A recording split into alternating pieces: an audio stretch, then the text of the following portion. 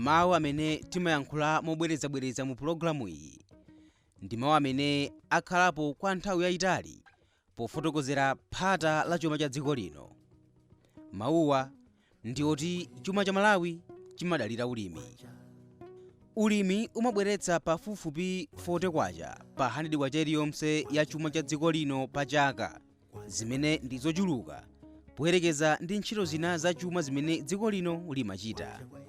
Ndondomeko za boma zimayika ulimi wa fodya, tea, mzimbe ndi thonje kuti ndi ulimi wopindulitsa kwambiri pa chuma, kamba kuti izi ndi zimene dziko la Malawi limatha kugulitsa m'mayiko ena ndi kuthandiza kubweretsa ndalama za madollars zimene dziko limafuna kwambiri pa chuma chake.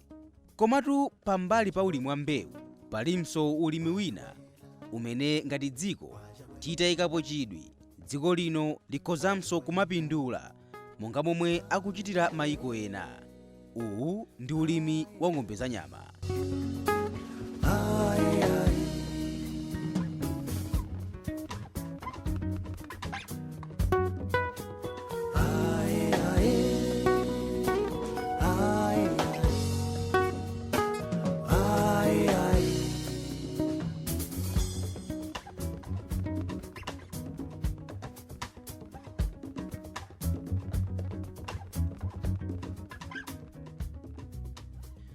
Dziko la Malawi silimadziwika ngati limodzi mwa mayiko amene amachita kwambiri ulimi wa ng'ombe pofuna kupeza nyama kapena mkaka oti ndikumagulitsa ku mayiko ena pofuna kukweza chuma chake. Pamene timafika pa 12 Oktoba chaka chino, dziko la United States ndi limene linali patsogolo pa mayiko onse amene amatulutsa nyama yambiri ya ng'ombe imene dzikoli limagulitsa ku mayiko ena, mosatizidwa ndi mayiko monga Brazil ndi mayiko a mgulu la mgwirizano wa mayiko aku Ulaya a European Union. Muno mu Africa, mayiko a South Africa ndi Egypt ali mgulu la mayiko 23 pa dziko lonse amene amapanga nyama yambiri ndi kumagulitsa m'mayiko ena. Mayiko ena muno mu Africa amene ali pa mndandanda wa mayiko 53 opanga nyama yochuluka ya ng'ombe pa dziko lonse ndi monga mayiko a Angola, Algeria, Congo ndi Gabon.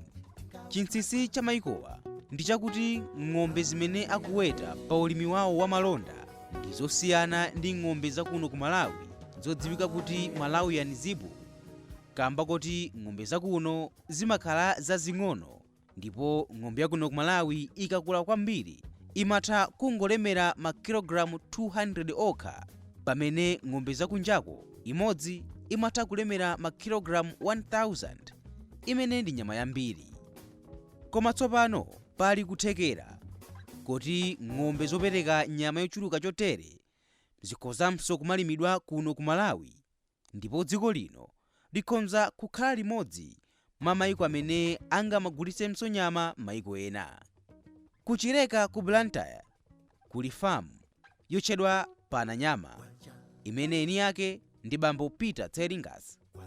Pamalowa iwo akusunga ng'ombe za mtundu otchedwa Blangas zimene zinabadwa kuchokera ku mtundu wa ng'ombe zotchedwa Angus ndi Brahman. Ng'ombe izi ndi zazikulu kwambiri moti imodzi imatha kufika makilogalamu 1000. Kodi ulimi wa ng'ombe zimenezi unayamba bwanji pamalowa? Bambo Samuel Kamwendo ndi mmodzi amene amaona nawo zokhuza malonda ku famu ya Pananyama. Mwana wathu monga mmene ndakambira kale kuti ndi mulimi ndithu okhazikika m'Malawi muno. Ulimi wake waukulu unali wa fodya. Ndiye mkatikati mwa fodya momwemo chifukwa cha kuchuluka kwa munda umene ali nawo, anaganiza kuti munda umenewo atha kukwanisa bwino ndithu kuti kukhala ndi ziweto nkumaziweta.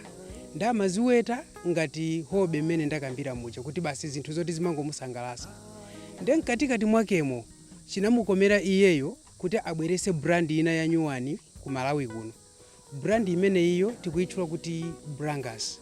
Brangas iyo ndi dzina limene likuchokera ku mayina awiri a ng'ombe, Angus ndi Brahman.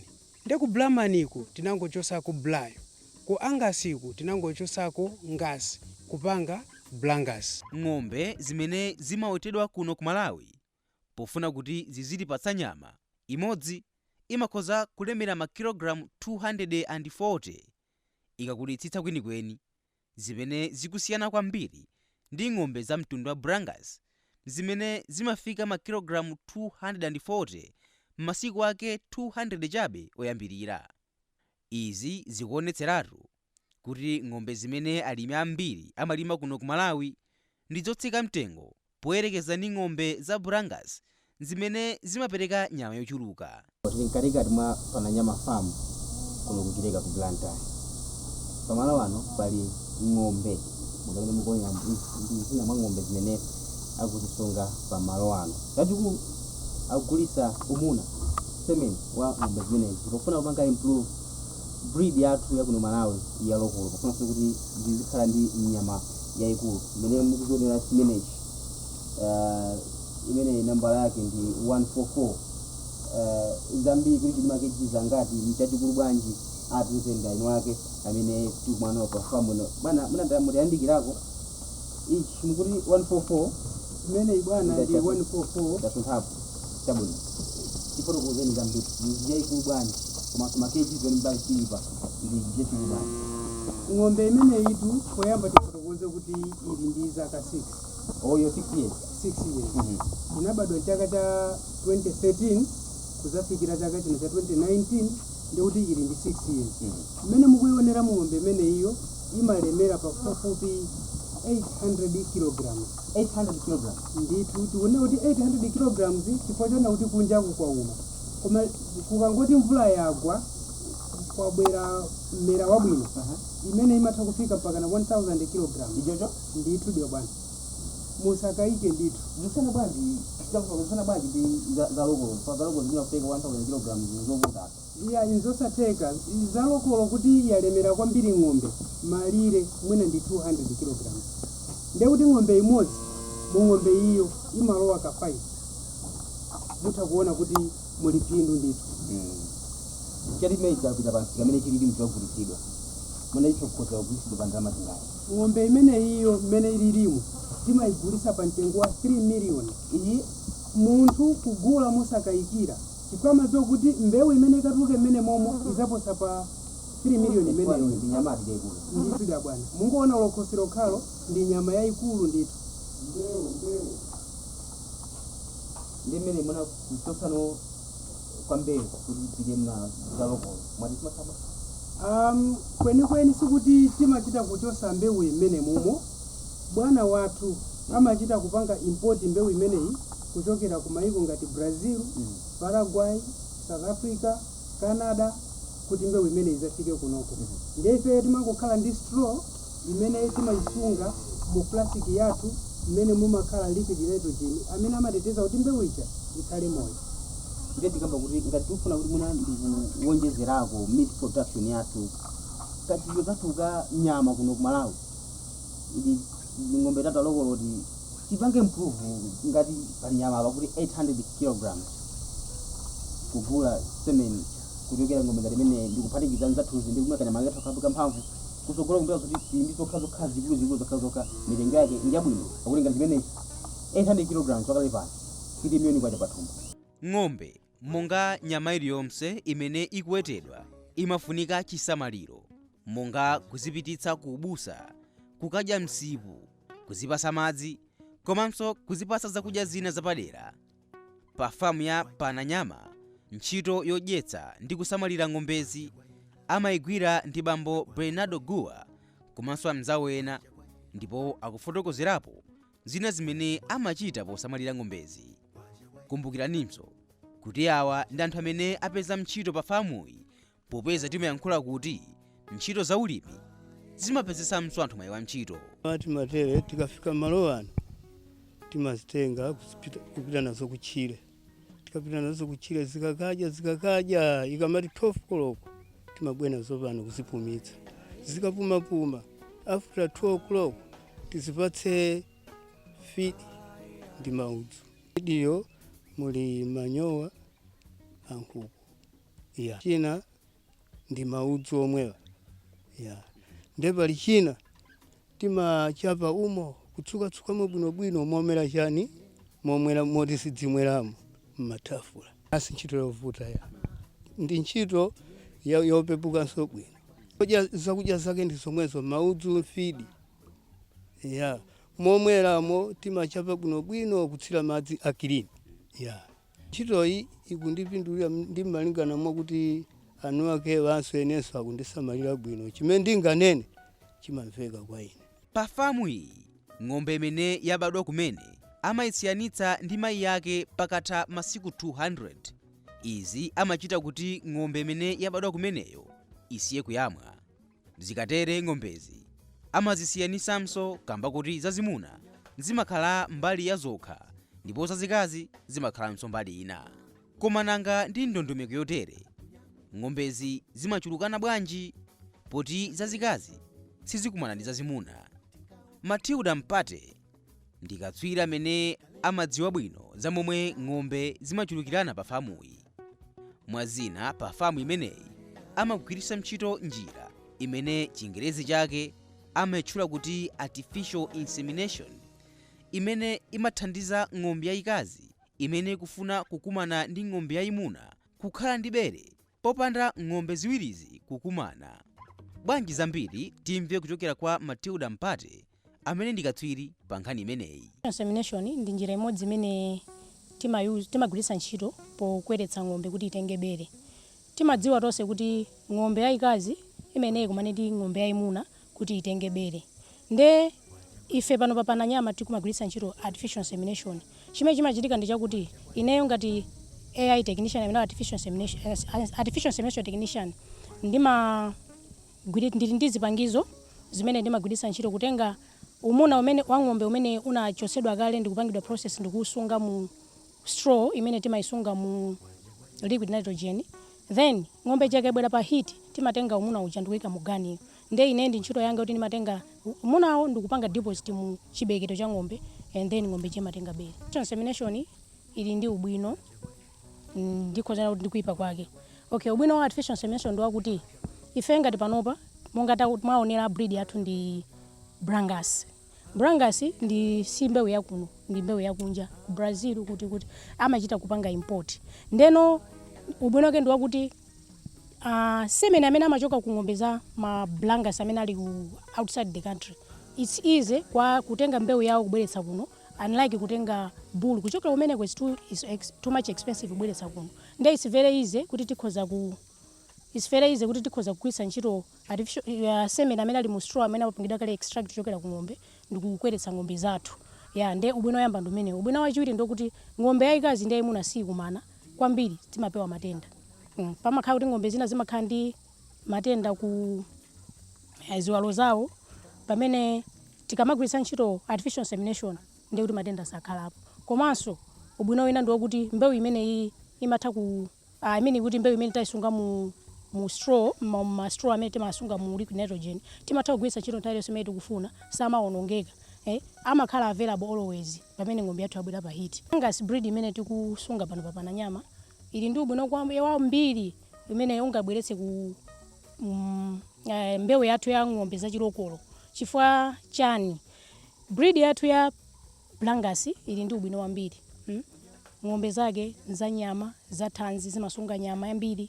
Ana ake amakula msanga, komanso zimakhala ndi mkaka okwanira kuti zimayamwitsana, komanso ana aja amakula msanga.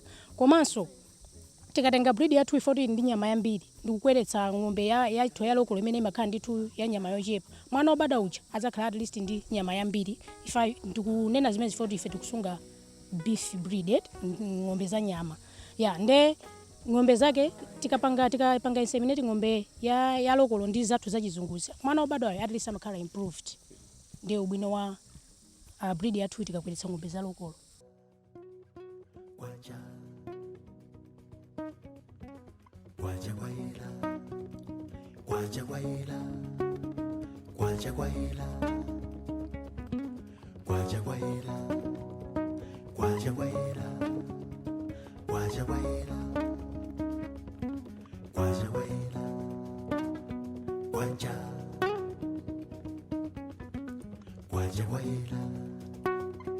Guacha, guacha guayela, guacha guayela, guacha guayela, guacha guayela, guacha guayela, guacha guayela, guacha guayela. Ay, ay,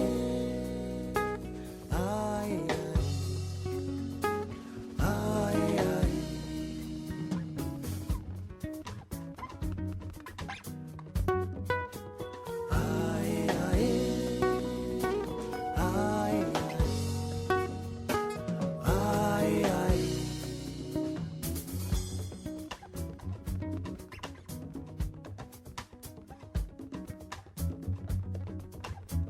Kuona ng'ombe zimene zili ku famu ya Pananyama komanso phindu limene ng'ombe izi zimapereka poyerekeza ndi ng'ombe za Malawian Zebu zimene ndi zathu zalokolo, eni famu iyi ati akufuna kufikira alimi ena onse mdziko muno a ng'ombe kuti nawonso apezeko mbewu ya ng'ombe za Brangus.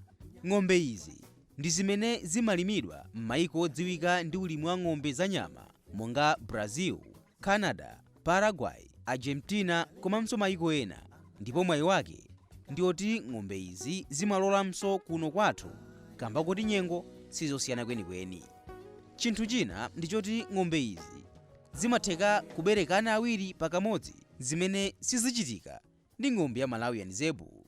Koma kodi alimi a ng'ombe kuno ku Malawi angatani kuti apezemso ng'ombe zopereka nyama yambiri chotere?